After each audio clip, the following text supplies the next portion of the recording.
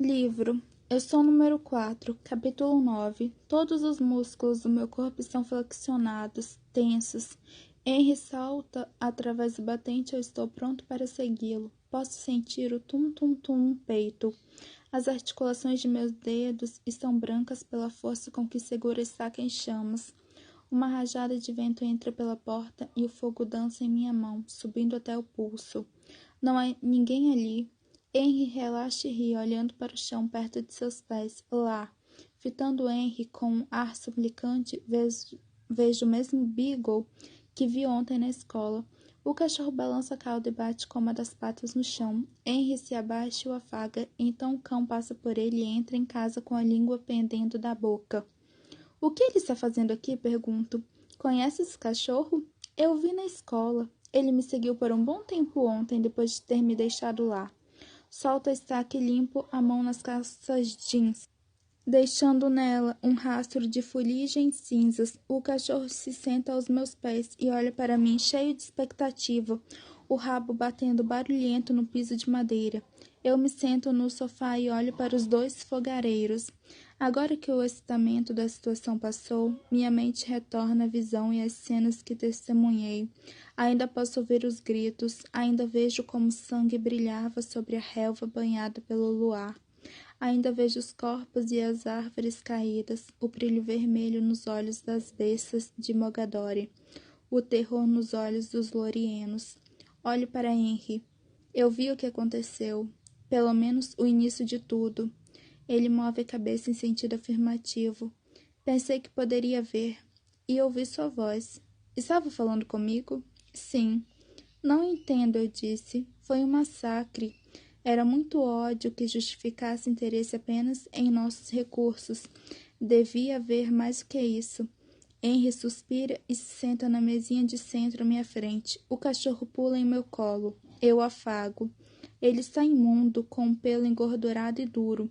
Há uma medalha em forma de bola de futebol americano presa à sua coleira, mas boa parte da tinta marrom desbotou.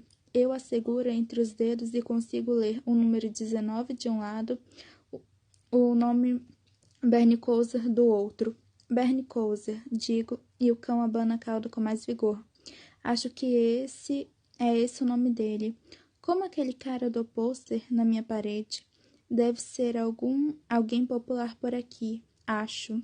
Deslizo a mão pelas costas do animal. Ele não parece ter casa, digo, e está com fome. Consigo perceber de algum jeito.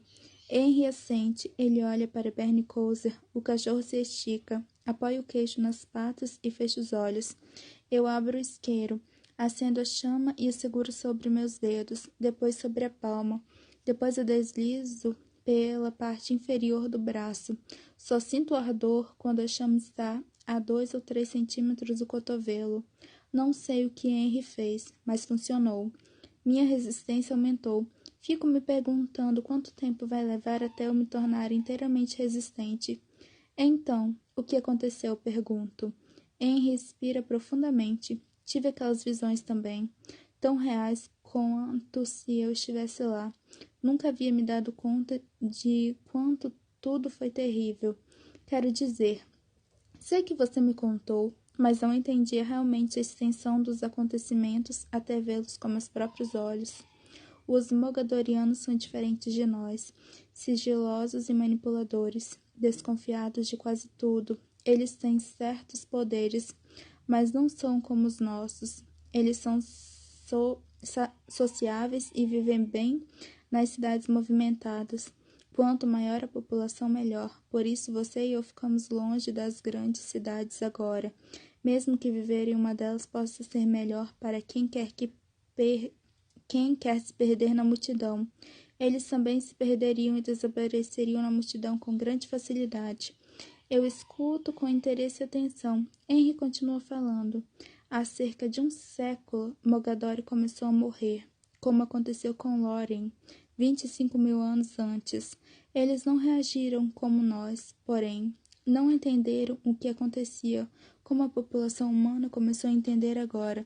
Eles ignoraram o processo, mataram seus oceanos e encheram rios e lagos com lixo, aterrando-os para aumentar a área de suas cidades.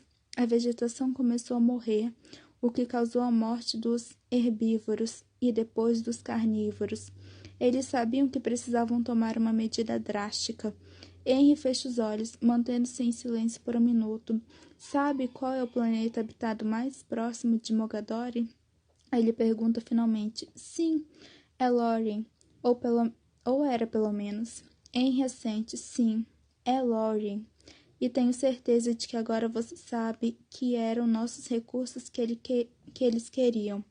Eu concordo, movendo a cabeça. Bernie Kouser levanta a dele e boceja preguiçoso.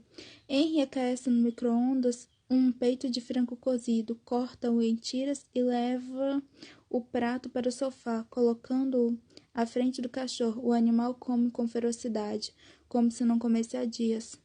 Há um grande número de mogadorianos na Terra, Henry continua. Não sei quantos são, mas posso sentir quando durmo. Às vezes posso vê-los em meus sonhos. Nunca sei dizer onde estão ou o que estão dizendo, mas eu os vejo e não acredito que seja a única razão que os traga aqui em tão grande número. O que quer dizer que outro motivo haveria para estarem aqui? Henry me encara. Sabe qual é o segundo planeta habitado mais próximo de Mogadore? É a Terra, não é? Mogadore tem o dobro do tamanho de Lórien, mas a Terra é 5 vezes maior que Mogadore. Em termos de defesa, a Terra é mais bem preparada para uma ofensiva por causa de seu tamanho. Os mogadorianos precisam entender melhor o planeta antes de poder atacá-lo. Não posso lhe dizer como exatamente fomos derrotados com tanta facilidade, porque ainda há muito que não consigo entender nisso tudo, mas posso dizer com certeza que parte disso foi uma combinação do conhecimento deles sobre nosso planeta e nosso povo, e de não termos outra defesa além de nossa inteligência e dos legados da Garde. Você pode dizer o que quiser sobre os mogadorianos, mas eles são estrategistas brilhantes em uma guerra. Continuamos sentados em silêncio por alguns instantes, ouvindo o vento lá fora. Não creio que eles estejam interessados nos recursos da terra, Henry opina. Eu suspiro e olho para ele. Por que não? Mogadore ainda está morrendo. Embora eles tenham resolvido os problemas mais prementes, a morte do planeta é inevitável, e eles sabem disso. Acho que planejam matar os humanos. Eles querem fazer da Terra seu lar permanente. Depois do jantar, dou um banho em Bernie Kouser, usando shampoo e condicionador. Eu penteio com uma escova velha que encontrei em uma das gavetas, provavelmente esquecida pelo inquilino anterior. Ele tem aparência e cheiro muito melhores agora, mas a coleira ainda tem odor horroroso. Eu a removo e jogo fora. Antes de ir para a cama, abro a porta da frente para ele. Mas o cachorro não está interessado em sair. Em vez disso, ele se deita no chão e apoia o queixo nas patas dianteiras. Posso sentir seu desejo de ficar em casa conosco. Gostaria de saber se ele pode sentir o mesmo desejo em mim. Acho que temos um novo bichinho de estimação, Henry diz. Eu sorrio. Assim que o vi, tive esperança de que Henry me deixasse ficar com ele. Parece que sim, respondo. Meia hora mais tarde, quando vou para a cama, Bernie Kouser pula em cima dela e se deita encolhido aos meus pés. Em poucos minutos, ele começa a roncar. Eu passo algum tempo deitado de costas, olhando para a escuridão, com a cabeça ocupada com 1.000.000 de pensamentos. Imagens da guerra, a expressão de ganância e fúria dos mogadorianos, o olhar furioso e duro das bestas, a morte e o sangue. Penso na beleza de Lórien. Haverá novamente vida naquele planeta, ou Henry e eu ficaremos esperando para sempre aqui na Terra? Tento banir pensamentos e imagens de minha cabeça, mas eles não ficam longe por muito tempo. Eu me levanto e ando pelo quarto por alguns minutos. Bernie Kouser levanta a cabeça e olha para mim, mas logo volta a dormir. Eu suspiro. Pego meu celular no criado mudo e eu examino para ter certeza de que Mark James não mexeu em nada. O número de Henry ainda está na agenda, mas não é mais o único. Outro foi adicionado, o de Sarah Hart. Depois do final da última aula, e antes de ir me encontrar na frente dos armários, Sarah salvou o número dela em meu celular. Fecho o telefone, deixo-o sobre o criado mudo e sorrio. 2 minutos depois, pego-o outra vez e verifico a agenda, para ter certeza de que não estava enxergando coisas que não existem. Eu não estava. Fecho o aparelho e o deixo no mesmo lugar só para pegá-lo 5 minutos depois e olhá-lo novamente para o número dela. Não sei quanto tempo levo para dormir, mas finalmente consigo pegar no sono. Quando acordo de manhã, o telefone está em minha mão, apoiado no peito. Capítulo 10. Bernie Kosar está arranhando a porta de meu quarto quando acordo. Eu deixo sair. Ele ronda o quintal correndo com o focinho bem perto do chão. Satisfeito, depois de cobrir os 4 cantos do espaço cercado, ele corre para o meio das árvores e desaparece. Fecha a porta e vou tomar banho. Saio 10 minutos mais tarde e ele está novamente dentro de casa, sentado no sofá. O cachorro balança o rabo ao me ver. Você o deixou entrar? Pergunta a Henry, que está sentado à mesa da cozinha com seu laptop aberto e 4 jornais empilhados diante dele. Sim. Saímos depois de um café da manhã rápido. Bernie Kosar corre à nossa frente. Depois para e se senta, olhando para a porta da caminhonete no lado do passageiro. Isso é meio esquisito, não acha? Eu comento. Henry dá de ombros. Parece que ele está acostumado a andar de carro. Deixo-o entrar. Abro a porta e o cão salta para dentro da caminhonete. Ele se senta no meio do banco da frente, com a língua para fora da boca. Quando passamos pelo portão, ele se muda para meu colo e bate com a pata na janela. Eu a abro e ele inclina metade do corpo para fora, ainda de boca aberta, com o vento balançando suas orelhas. 5 quilômetros depois, Henry para na frente da escola. Eu abro a porta e Bernie Kosar salta para fora na minha frente. Eu coloco de volta na caminhonete, mas ele sai novamente. Devolvo-o ao interior da caminhonete e preciso segurá-lo para impedir que saia antes que eu consiga fechar a porta. Ele fica equilibrado nas patas traseiras, com as dianteiras apoiadas na janela aberta, e eu afago sua cabeça. Trouxe as luvas? Henry pergunta. Sim. O celular? Sim. Como se sente? Bem, respondo. Tudo bem. Telefone para mim se tiver algum problema. Ele vai embora, e Bernie Kosar me observa pela janela até a caminhonete desaparecer além de uma curva. Sinto um nervosismo semelhante ao que experimentei ontem, mas por motivos diferentes. Em parte, quero ver Sarah imediatamente, mas, em parte, espero não vê-la. Não sei o que vou dizer a ela, e se não conseguir pensar em nada e ficar parado com cara de idiota? E se ela estiver com Mark quando eu a vir? Devo cumprimentá-la e correr o risco de provocar outro confronto ou simplesmente passar direto e fingir que não vi nenhum dos dois? E eu sei que os verei na segunda aula, não há como evitar. Caminho para meu armário. Minha mochila está cheia de livros que eu devia ter lido na noite passada, mas que nem abri. Havia muitos pensamentos e imagens ocupando minha cabeça. Eles não foram embora, e é difícil imaginar que algum dia irão. Tudo é muito diferente do que eu imaginava. A morte não é como mostram nos filmes. Os sons, as imagens, os cheiros, tudo é muito diferente. Quando paro diante de meu armário, percebo imediatamente que há algo errado. O puxador de metal está coberto de terra ou algo que parece terra. Não sei ao certo se devo abri-lo, mas respiro fundo e abro. O armário está cheio de esterco e quando puxo a porta, boa parte dele cai. Uma porção em meus sapatos. O cheiro é horrível. Eu fecho a porta com força. Sam Gold está parado atrás dela e sua aparição repentina me assusta. Ele parece desamparado e está vestindo uma camiseta da NASA pouco diferente daquela que usava ontem. Oi, Sam, cumprimento. Ele olha para a pilha de esterco no chão, depois para mim. Você também? Ele assente. Vou à diretoria. Quer vir comigo? Ele balança a cabeça, depois se vira e vai embora sem dizer nada. Eu vou até a sala do Sr. Harris. Bato na porta e entro sem esperar por uma autorização. Ele está sentado atrás de sua mesa, usando uma gravata com a estampa da mascote da escola. Nada menos que 20 pequenas cabeças de pirata espalhadas por ela. O diretor sorri orgulhoso ao me ver. Hoje é um grande dia, John. Diz, não sei do que ele está falando. Os repórteres da Gazette devem chegar aqui em até 1 hora.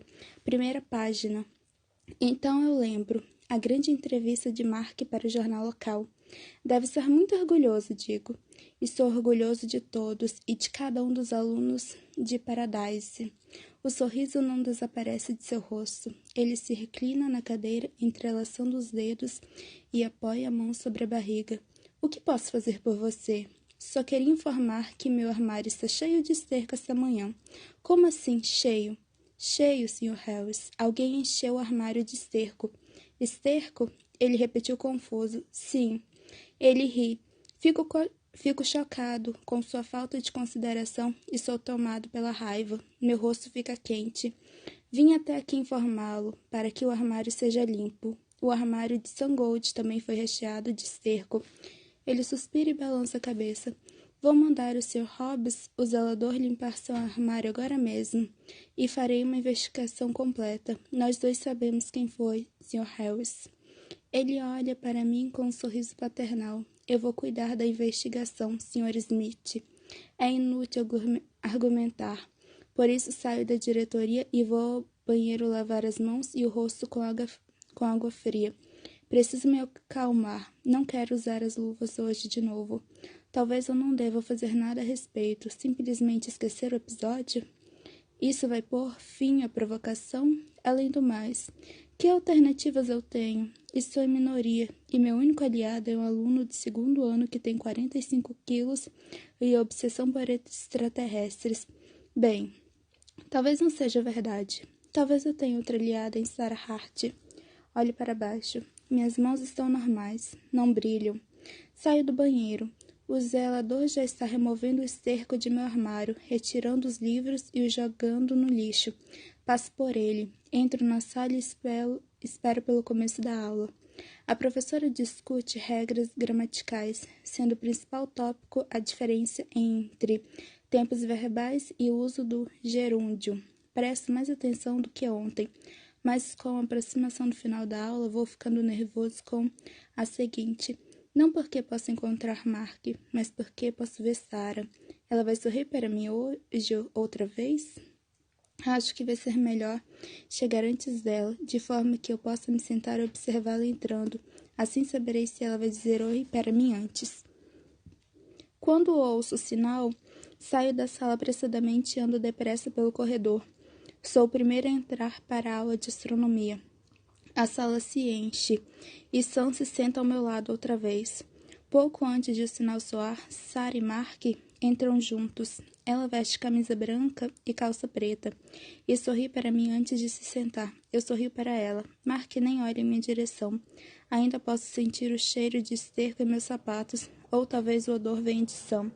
Ele retira da mochila um panfleto com o título Eles estão entre nós na capa. Parece que foi impresso no porão da casa de alguém. Sam abre o panfleto na página central e começa a ler atentamente. Olho para Sarah, 4 carteiras à minha frente, para seus cabelos presos num rabo de cavalo. Posso ver o formato de seu pescoço delgado. Ela cruza as pernas e se senta ereta na cadeira. Gostaria de estar sentada ao seu lado, de poder segurar sua mão. Gostaria de estar na 8ª aula. Fico pensando se serei parceiro dela novamente na aula de economia doméstica. A senhora Burton começa a falar. Ela ainda está desenvolvendo o tópico sobre Saturno. Sam pega uma folha de papel e começa a escrever freneticamente, parando de vez em quando para consultar um artigo na revista que mantém aberta a seu lado. Olho por cima de seu ombro e leio o título da matéria. Cidade inteira de montanha abduzida por alien. Antes da noite passada, eu nunca teria considerado tal teoria. Mas Henry acredita que os mogadorianos tramam para dominar a Terra, e devo admitir que, embora a matéria na revista de Sam seja ridícula, deve haver algum fundo de verdade nela. Sei que os lorianos visitaram a Terra muitas vezes ao longo da vida deste planeta. Vimos a Terra se desenvolver, observamos em tempos de crescimento e abundância, quando tudo se movia, e em tempos de gelo e neve, quando nada se mexia. ajudamos os humanos, os ensinamos a fazer fogo, demos a eles as ferramentas para o desenvolvimento da fala e da linguagem. Por isso nossa linguagem é tão semelhante à da Terra. E embora nunca tenhamos abduzido humanos, não significa que isso nunca tenha sido feito. Olhe para Sam. Nunca conheci ninguém com uma fascinação tão grande por extraterrestres, a ponto de fazer anotações e estudar teorias de conspiração. A porta da sala se abre, o rosto sorridente do Sr. Hales aparece.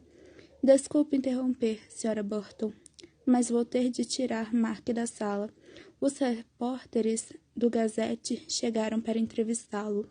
Ele avisa em tom suficientemente alto para todos na sala ouvirem. Mark se levanta, pega a mochila e sai da sala com passos tranquilos, casuais. Vejo o Sr. Hales dar uns tapinhas nas costas dele quando os dois saem juntos. Depois olho para Sarah, desejando poder me sentar na cadeira vazia ao lado dela. A quarta aula é Educação Física. Sam está em minha turma. Trocamos de roupa e nos sentamos lado a lado no chão do ginásio. Ele calça tênis e veste short e uma camiseta 2 ou 3 números maior que a dele. Sam parece uma cegonha, todos joelhos e cotovelos, de certa forma esguio, embora seja baixo. O professor de ginástica, Sr. Wallace, está em pé na frente do grupo, os pés afastados na largura dos ombros, as mãos cerradas e apoiadas nos quadris. Tudo bem, rapazes, escutem. Essa provavelmente é a última chance que teremos de trabalhar ao ar livre. Por isso, façam valer a pena. Corrida de 1,5 km, dando o máximo possível. Seus tempos serão anotados e guardados para quando voltarmos a correr a mesma distância na primavera. Por isso, tratem de se esforçar. A pista do lado de fora é feita de borracha sintética. Ela contorna o campo de futebol e, além dela, há um bosque por onde imagina possível chegar à nossa casa, mas não tenho certeza. O vento é frio e noto que o braço de Sam está arrepiado. Ele tenta se aquecer esfregando a pele. Já fez essa corrida antes? Pergunto. Sam move a cabeça em sentido afirmativo. Corremos 1,5 km na segunda semana de aula. Qual foi seu tempo? 9 minutos e 54 segundos. Olhe para ele. Sempre pensei que pessoas magras fossem muito rápidas. Cale a boca, ele disse.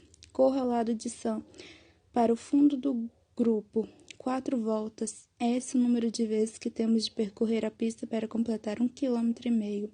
Na metade do caminho eu começo a me distanciar de Sam. Em que velocidade eu poderia percorrer 1,5 km se realmente me esforçasse? 2 minutos, talvez, ou menos?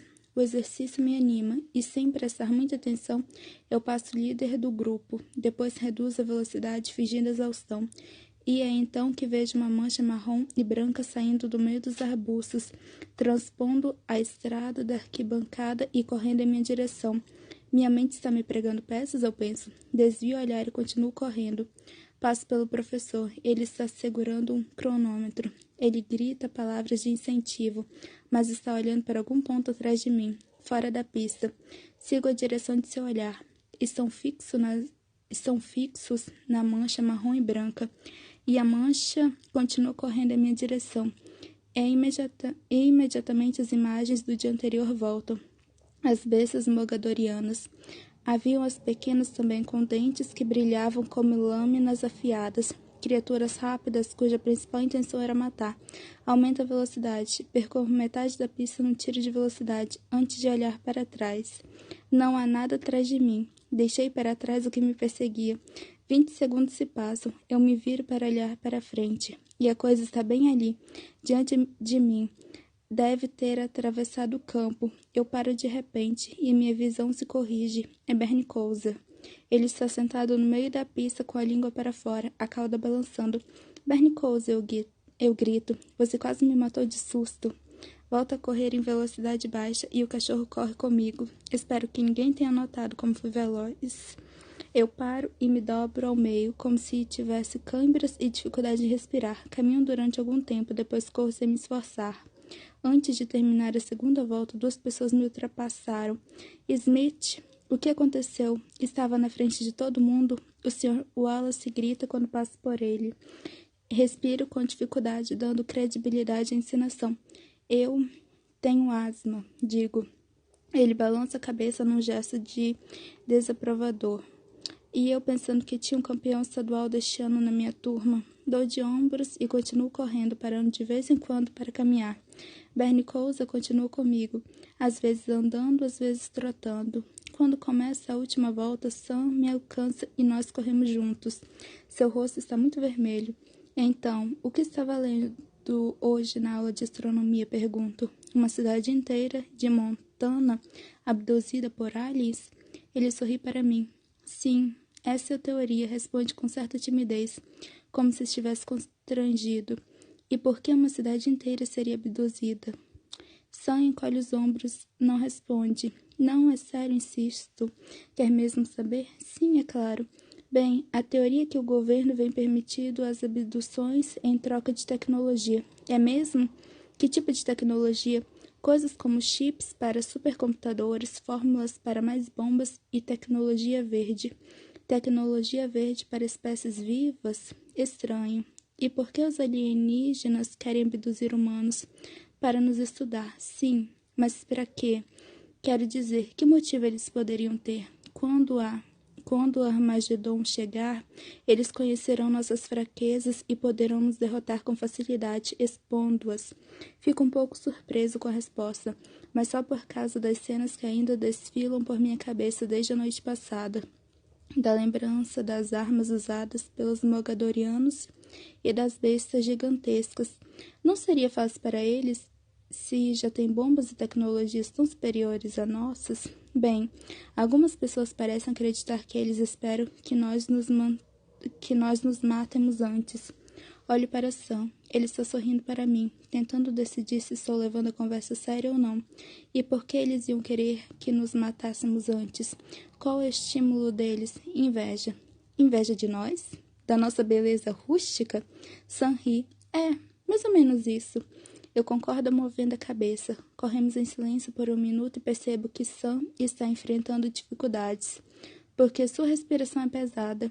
Como se interessou por tudo isso? Ele dá de ombros. É só um hobby, diz, embora eu tenha a nítida sensação de que ele está escondendo alguma informação de mim. Completamos o percurso em 8 minutos e 59 segundos, melhor que o último tempo de Sam. Bernie Kousa segue a turma de volta à escola. Todos o acariciam e quando voltamos ao prédio, ele tenta entrar conosco. Não sei como me encontrou. É possível que ele tenha decorado o caminho até a escola hoje cedo? A ideia me parece ridícula. Ele fica na porta. Caminho até o armário com Sam, que, assim que recupera o fôlego, começa a recitar uma tonelada de outras teorias de conspiração, uma depois da outra, a maioria delas hilárias. Gosto dele, o acho divertido, mas às vezes quero que ele pare de falar. Quando começa a aula de economia doméstica, Sarah não está na sala. A senhora Benforce dá instruções para os primeiros 10 minutos e nós vamos para a cozinha. Entro sozinho na unidade, conformado com a ideia de cozinhar sem companhia hoje. E assim que considero essa possibilidade, Sarah aparece. Perdi alguma coisa interessante? Ela pergunta. Uns 10 minutos de tempo valioso comigo. Respondo sorrindo. Ela ri. Já soube o que aconteceu com seu armário hoje cedo. Sinto muito. Foi você que encheu o armário de esterco? Pergunto. Ela ri novamente. Não, é claro que não. Mas sei que está sendo perseguido por minha causa. Eles têm sorte em eu não estar usando meus superpoderes para jogá-los em outro país. Ela aperta meu bíceps com um ar brincalhão. É claro, com esses músculos todos e ainda com superpoderes, cara, eles têm sorte.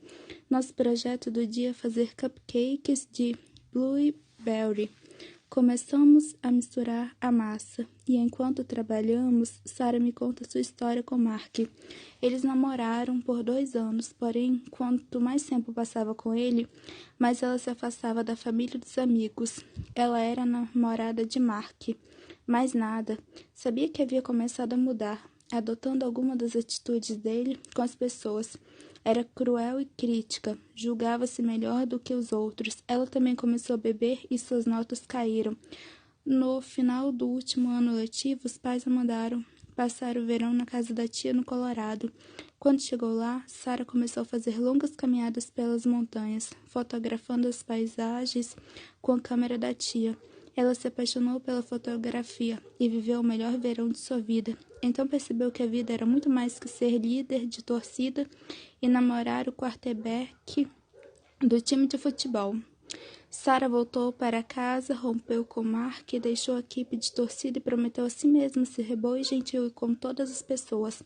Mark não superou o rompimento. Ela relata que ele ainda considera sua garota e acredita que um dia ela vai voltar para ele. Sarah diz que só sente falta dos cachorros de Mark, com quem ela se divertia sempre que ia visitá-lo. Conta a ela sobre Bernie Kosar e como ele apareceu na porta de nossa casa inesperadamente, depois daquela primeira manhã na escola.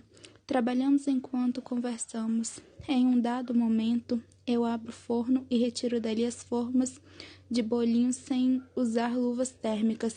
Ela percebe e pergunta se estou bem, e finge ter me queimado, sacudindo as mãos como se ardesse, embora não sinta absolutamente nada. Vamos até a pia, e Sarah coloca minhas mãos em água morna, para ajudar a aliviar a dor da queimadura inexistente. Quando ela olha minha mão, eu me limito a encolher os ombros. Enquanto estamos confeitando os bolinhos, ela me pergunta sobre o celular e comenta que notou que só havia um número na agenda. Digo que é o número de Henry, que perdi meu telefone antigo com todos os meus contatos.